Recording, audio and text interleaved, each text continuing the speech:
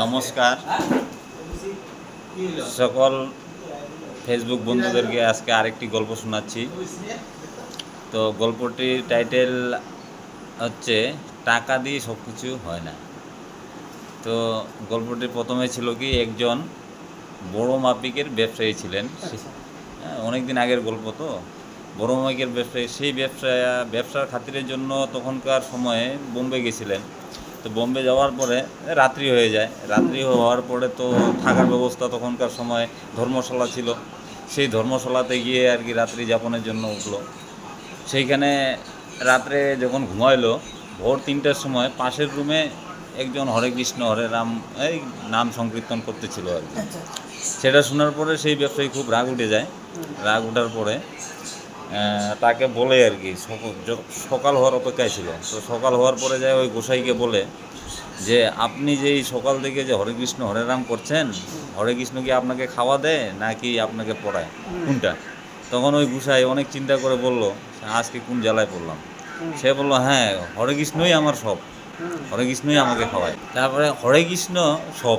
তখন ওই ব্যবসায়ী বলল যে যদি হরে কৃষ্ণই আপনাকে খাওয়ায়, আপনাকে পড়ায়, তাহলে আজকে সারাদিন আমি খাবো না, ঠিক আছে? দেখি আমাকে হরে কৃষ্ণ কী করে খাওয়ায়, ঠিক আছে? তারপরে সেই ব্যক্তি তো বললো, তাহলে এটা কীরকম হলো? তখন গোসাইকে বললো, যদি আমি হরে কৃষ্ণ যদি আমাকে আজকে সারাদিনে খাওয়াইতে না পারে, তাহলে কিন্তু আপনার গোসাইগিরি ছেড়ে দিতে হবে, আমার কথাই চলতে হবে আপনাকে, আমি যেরকম।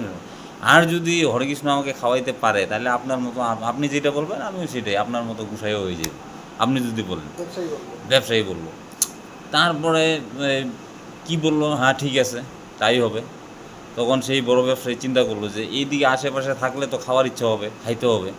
এই ব্যবসায়ী চলে গেলো আর কি জঙ্গলের দিকে আর কি, যেখানে নিরিবিলি জায়গা। সেই জঙ্গলে গিয়ে একটা বড় গাছের উপরে উঠে বসে আছে। এখানে তো আর কেউ দেখবে না, সারাদিন এখানে থাইকা সন্ধ্যাবেলায় গোসাইয়ের কাছে যায়, আজকে গোসাইকে ধরবো আর কি।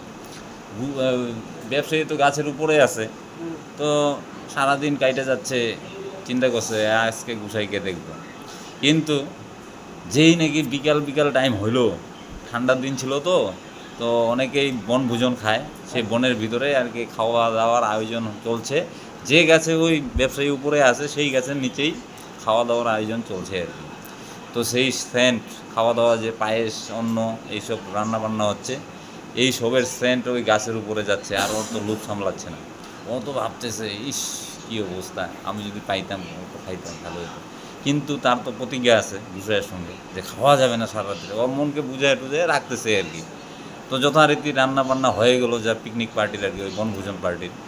তো হওয়ার পরে যখন রান্না কমপ্লিট, ওই টাইমে সন্ধ্যা হয়ে গেল। সন্ধ্যা হওয়ার সময় ওই জঙ্গল দিয়ে আর কি ঘোড়ার পায়ের আওয়াজ। তো ঘোড়ার পায়ের আওয়াজ মানে ডাকাত দল, তখনকার সময়ে ডাকাত দল আসতেছে ভাইবা।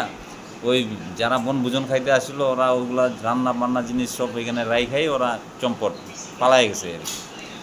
পালায় যাওয়ার পরে ওইখানে তো ওই অশ্বারোহী লোক আসলো, আইসে ওরা হচ্ছে ডাকাত দল, 4-5 জন ছিল। তো ওদের যে একজন ছিল, এই ভালো খাওয়া দাওয়ার আছে, চলো খাওয়া দাওয়া করে নেই, খাওয়া দাওয়া যখন আছে।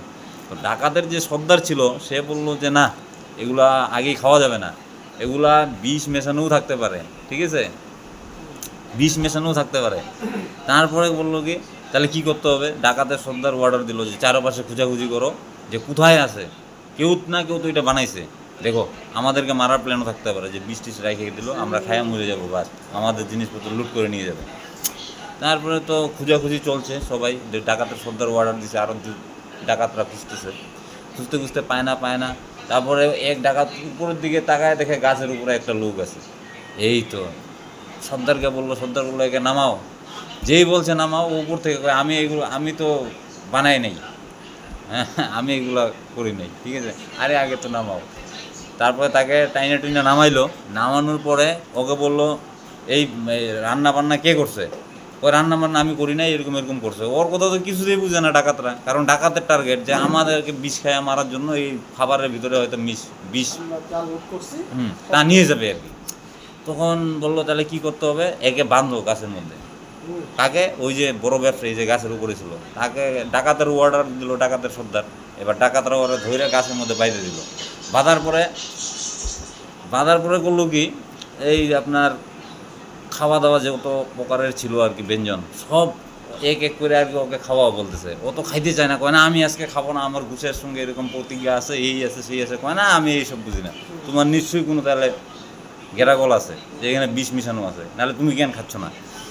তারপরে জবরদস্তি ওকে গাছের মধ্যে বাইন্ধা ওকে দিল খাওয়াও, খাওয়াইতে আছে। যখন খাইতে যায় না আরও থাপ্পড় মাইরা ওকে খাওয়াই দিল। খাওয়ানোর পরে খাইয়ে ফেললো, কিচ্ছু করার নাই। এবার ও মনে মনে ভাবলো তাহলে আমার প্রতিজ্ঞা তো ভঙ্গ হয়ে গেল। এবার ডাকাতরা কয় না রে এটার মধ্যে তো বিষ নাই, চলো আমরাও খাই। ওরাও ঠিকছে মহানন্দে খাইলো। খাওয়া দাওয়ার পরে বললো চলো কোন গুছাই আছে তোমার আগায় দিয়েছি। পরে ওই ডাকাত তোলারকে ওই ব্যবসায়ীকে একটু জঙ্গল থেকে বাইর করে ওই যথাস্থানে পৌঁছাইয়া দিল।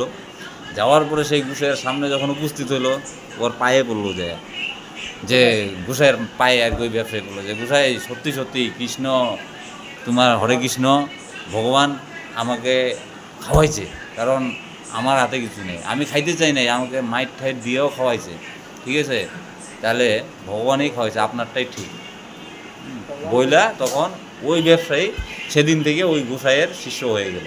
মানে ওই গুসাইয়ের সঙ্গেই ও যে হরে কৃষ্ণই সর্বেসর্ব। ওই টাকা পয়সা এত ব্যবসা করে চাকরি করে কিছুই লাভ নেই। ও বুঝতে পারলো, ওর নিজের ভুলটা ভাঙলো, তখন থেকে সেও ভগবানের ভক্ত হয়ে গেল। এই হচ্ছে মূল মর্ম, মানে টাকা দিয়ে কিছু হচ্ছে না, ভগবানকে স্মরণে গিয়েই ও শান্তি লাভ করতে পারছে বা সব পাইছে। খাওয়া দাওয়া ভগবান খাওয়াচ্ছে, অসুবিধা তো নাই। এটাই ছিল গল্প। নেক্সটে আরও গল্প আছে, সেই গল্পগুলো আপনারা শুনতে পারবেন। সকলকে নমস্কার।